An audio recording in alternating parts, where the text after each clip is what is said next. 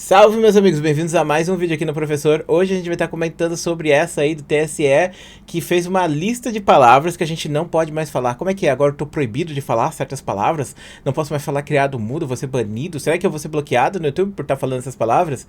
Quem sabe, hein? Vamos estar comentando isso? Se eu gostei, é muito importante, então apoie esse conteúdo antes que ele seja banido aqui do YouTube, porque eu vou colocar um monte de palavra proibida. E é o seguinte, o TSE mandou aí uma lista de palavras. Não necessariamente é obrigatório você seguir isso, tá? Mas é aquele negócio, ó, essas palavras aqui, evite utilizar elas, utilize sinônimos ou coisas do tipo. Muitas pessoas falam pra gente fazer esse tipo de coisa, tem muita discussão sobre o que a gente pode e o que a gente não pode fazer, e a gente tá numa época de reclamar muito do judiciário brasileiro e achar meio aleatório os pedidos do judiciário, e esse é mais um desses pedidos, principalmente porque muitas das palavras que a gente vai ver aqui, elas não têm esse contexto que o judiciário colocou que ele tem, e mostra que é um pouco de falta de pesquisa talvez, ou até mesmo, né, aquelas questões políticas. Então, a pessoa que escreveu isso não estava se preocupando em melhorar nada, não estava se preocupando em fazer nenhuma causa social, simplesmente fez isso porque quer ganhar visualização na internet, quer ganhar capital político em cima ou dos progressistas, ou ficar sendo difamado pela direita e outras coisas mais, né? Deixa eu ajustar aqui a câmera, que tá pequena demais. Ah, não, tá certo. É que é a mesma cor, mano. Essa cor aqui é a mesma cor do OBS, eu pensei que tava cortando um pedaço. Mas vamos lá. Algumas dessas palavras aqui eu achei até estranho eles colocarem, porque são palavras que foram desmentidas, né, na internet sobre o seu contexto histórico, né? Por exemplo, criado mudo.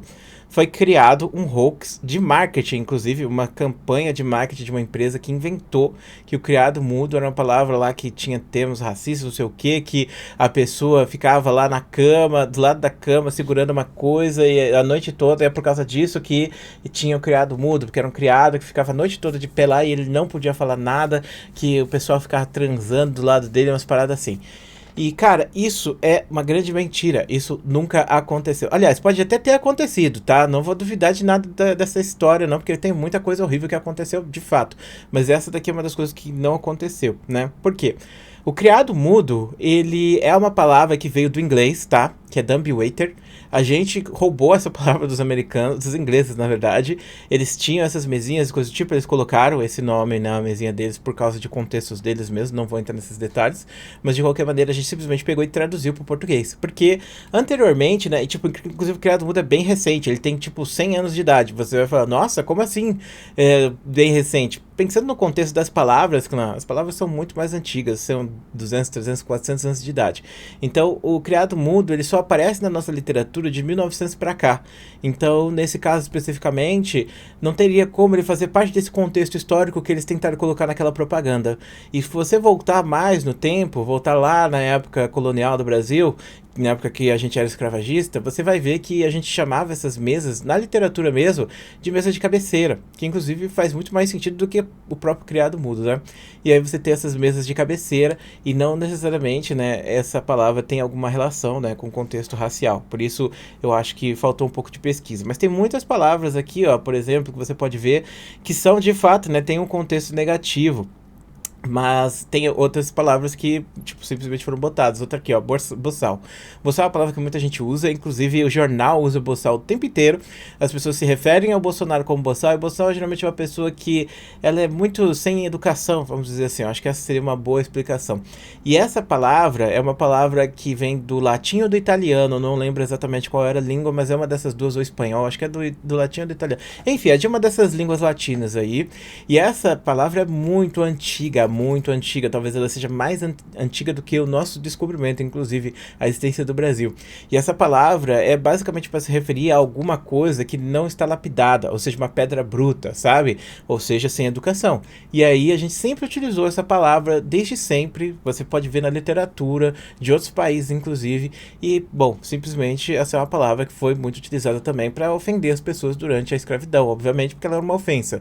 Mas nesse contexto, talvez, não sei se eu conseguiria pensar dessa palavra com essa raiz, visto que ela tem uma raiz anterior, sabe? Ela foi ressignificada, né? Porque diziam isso para os escravos que não sabiam falar a língua, sabe? Aqui do país. Por exemplo, traziam os escravos de outros países para cá, eles não sabiam falar a nossa língua e chamavam de boçal, coisa do tipo. Não sei dizer para vocês se eu concordo ou discordo com essa parte especificamente, porque de fato ela foi utilizada, né, nesse contexto histórico da escravidão, porém, ao mesmo tempo, não é uma palavra que surgiu nesse contexto, sabe? No caso do criado mudo, ela não existiu nesse contexto, ela foi criada muito tempo depois e foi ressignificada depois para ter com esse negócio de ser uma palavra racista, coisa do tipo. É, outra palavra, esclarecer. Essa daqui, esclarecer, eu nem fiz pesquisa para ver a origem dela, mas eu fiquei pensando, será que esclarecer ele está falando de tornar, tipo, imagina que tem uma névoa e você não consegue ver nada. Esclarecer é você tirar essa névoa, né? Você ver a luz do sol, você vê melhor, sabe? Fica mais claro para ver. Nesse caso especificamente, eu acho que não é o contexto de claro da cor da pessoa, mas claro de você conseguir enxergar melhor, de você ter uma visão melhor daquela situação. Então, talvez seja meio tryhard dizer que essa palavra aqui ela tem o contexto de ficar com a cor branca, né? Porque a cor branca seria superior ou coisa do tipo. A lista negra é uma palavra bem interessante também, que nem o criado mudo. A lista negra não é uma palavra brasileira, é uma palavra inglesa também, para variar. E essa palavra, ela ficou popular nos Estados Unidos porque a Inglaterra, durante a Primeira Guerra Mundial, olha essa história dessas bagaças. A Inglaterra, durante a Primeira Guerra Mundial, estava fazendo uma lista negra de navios e outras coisas mais dos Estados Unidos que estavam fazendo trocas com a Alemanha. Então, esses navios eles estavam sendo colocados em listas negativas, sendo, tipo, recebendo algum tipo de punição e coisas do tipo.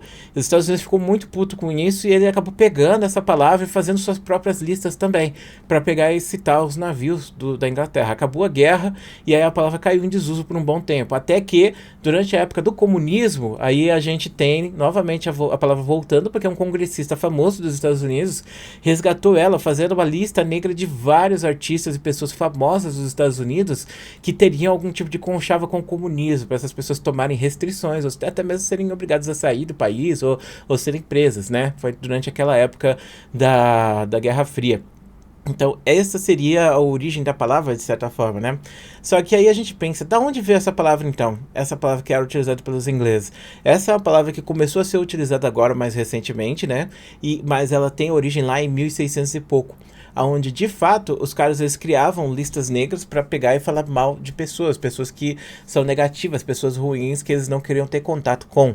E aí, não necessariamente no contexto da escravidão novamente, tá? Mas durante essa época especificamente. Então, obviamente, muitas pessoas vão fazer essa ligação de que tem algum tipo de relação com racismo e outras coisas mais. Até porque, eu não sei se tá aqui na lista, mas não tá na lista aqui, mas tem a lista branca também.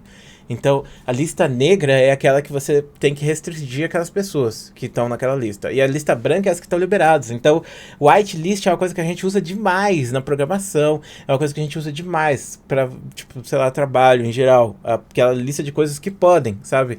Vamos colocar na white list. E é, bom, é meio estranho você pensar que isso não tem algum tipo de contexto de escravidão ou racismo, porque o branco pode, o preto não, entendeu? Mas lembrando que essa é uma palavra que foi cunhada lá em 1400 e pouco, 1600, não foi utilizada durante muitos anos, ela ficou esquecida, até que ela foi resgatada durante essa época da Primeira Guerra Mundial e depois, né, foi utilizada durante a Guerra Fria. Mas é aquilo, né? Será que seria melhor mudar para lista de bloqueio? Aí depende do ponto de vista. Meia tigela. Às vezes a gente pensa, meia tigela, porque meia tigela é uma ofensa, né? Mas meia tigela tem aí também vários contextos de história.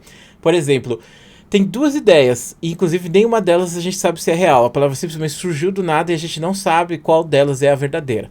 Uma delas é que, tipo, os serviçais do imperador, ou os serviçais do reino aqui de Portugal, eles tinham que fazer certas coisas e eles recebiam meia tigela de comida, basicamente, quando eles faziam alguma coisa errada. Então, por causa disso, eles utilizavam meia tigela como uma forma de ofender. E outro contexto seria o racial, onde os escravos que não conseguissem fazer as suas tarefas, em vez de receber uma tigela inteira de comida, recebia meia tigela. Bom, eu não sei qual que é a verdadeira aí, mas é realmente interessante você pensar como uma palavra chamada meia tigela, a gente se refere a uma pessoa que é burra ou que não conseguiu fazer alguma coisa ou que foi louca, né? E a gente utiliza muito essa palavra, tipo, de forma mais family friendly, vamos dizer assim, porque as pessoas preferem utilizar meia tigela do que chamar a pessoa de burro, né? Mas agora, praticamente, a gente tá sabendo que o contexto dessa meia tigela é muito mais pesado do que simplesmente mandar uma pessoa tomar no cu. Olha só pra você ver como as coisas são. E, inclusive, meia tigela é muito utilizado, né? Mercado negro, eu já vi muitas discussões sobre mercado negro. Outra palavra que foi palavra inglesa, que foi colocada no português. Eu já vi algumas pessoas falando que o mercado negro, na verdade, é porque vendiam escravos e outras coisas mais. Olha, é difícil a gente encontrar contexto para muitas palavras, mas esse contexto aqui eu não consegui ter certeza de que ele veio daí mesmo. Por outro lado, o contexto em inglês é geralmente um mercado que é feito às escuras, né? Um mercado que é feito na escuridão, ou seja, de noite você vai vender coisas erradas e coisas do tipo, e faz muito sentido quando você pensa o que significa mercado negro especificamente, né? Então não necessariamente seria porque os negros eles eram proibidos de ser vendidos e aí as pessoas faziam um mercado especial para eles, entendeu? Para vender eles durante a época das grandes navegações. Não sei dizer para vocês assim qual dos dois lados pesa mais, mas enfim, de qualquer maneira, tem muita coisa pesada, tem muita coisa de boas, né? Por exemplo, essa da lista negra eu realmente estou pensativo em relação a ela, mas fica aí, né, as palavras que o TSE mandou a gente evitar. Tem mais, mas eu só coloquei essas daqui mesmo porque senão o vídeo vai ficar muito longo e para falar um pouco sobre história, né? Você vê que muitas palavras são realmente muito ofensivas, né? Pô, eu nem sei, barriga suja eu não fui pesquisar, claro. Na verdade eu nem ouço essa palavra, né? Mas você vê que tem muitas palavras que são utilizadas da cor do pecado, é ofensiva, por exemplo, dia de branco. Denegrir talvez seja também, né? Não tem contexto histórico do denegrir, mas quando você analisa a palavra em si, você vê que pode ser que sim, tenha esses contextos históricos de escravidão e tal. Esclarecer, já acho tryhard, lista negra, tem aí o certo ponto de, você pode até falar que a lista negra não é, mas aí você pensa, whitelist e lista negra é meio estranho, né?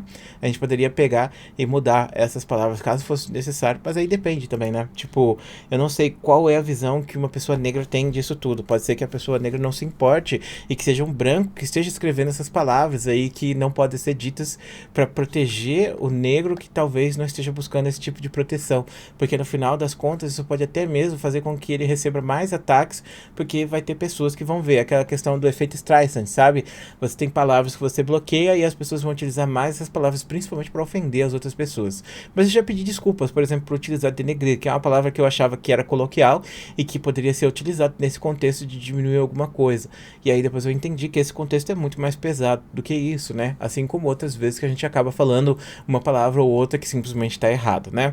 Mas faz parte do nosso vocabulário e faz parte do nosso vocabulário também estar sempre mudando, porque a vida é tão a vida é tão, meu Deus, a língua é tão viva quanto a vida, e aí ela sempre está mudando, se adaptando, e isso faz parte da adaptação, e não é um político que vai mandar a gente parar de falar uma coisa ou outra, né?